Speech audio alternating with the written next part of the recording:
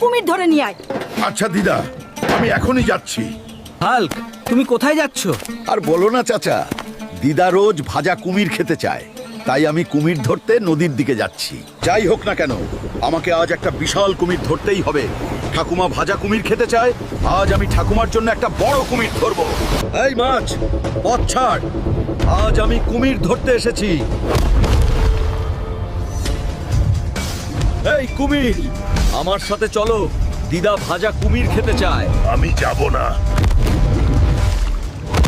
চলো কুমির, আমরা বাড়ি যাই।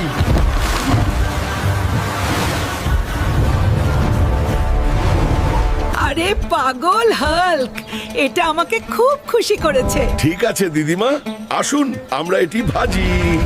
এই কুমিরের ভাজা খেলে নাকি এত শক্তি হয় যে তুমি ঘুমানোর সময় কম্বল ছিঁড়ে ফেলবে। দিদিমা, এই